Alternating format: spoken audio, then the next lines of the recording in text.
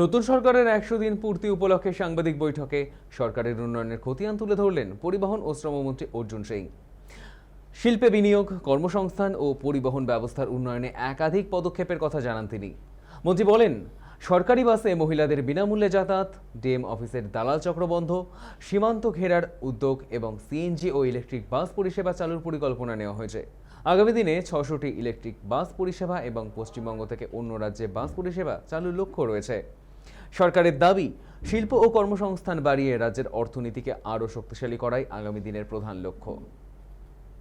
পশ্চিমবাংলা সরকার মহিলাদের free travelling সরকারি বাসের ব্যবস্থা করেছে। আপনারা শুনে খুশি হবেন কি প্রায় 39% বাসে মহিলাদের যাতায়াত হয়েছে। 39.9% মহিলারা এই যে ফ্রি ট্রাভেলিং যে সরকারি বাসে তারা সে লাভ পেয়েছে। আপনারা ইতিমধ্যে দেখেছেন আয়ুষ্মান ভারত নিয়ে অনেক রকম দুষ্প্রচার বিগত সরকার করত। 16 তারিখে আয়ুষ্মান ভারত লঞ্চ হয়েছে পশ্চিমবাংলা। আপনারা দেখেছেন আমাদের সরকার বলেছিল কি আমরা অন্নপূর্ণা ভান্ডার চালু করব।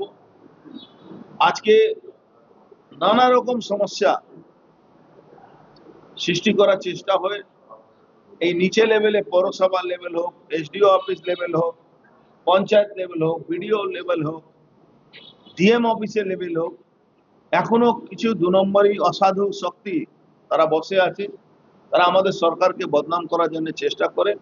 তারা আমাদের প্রজেক্টগুলো, যেটা জনমুখী প্রজেক্টগুলো, যাতে মানুষ সুযোগ সুবিধা না পায় তার জন্য বাধা দেওয়ার সৃষ্টি হয়।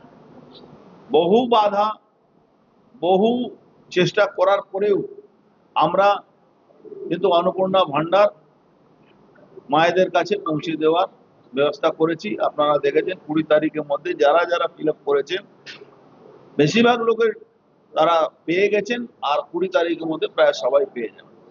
এই জনমুখী কাজগুলো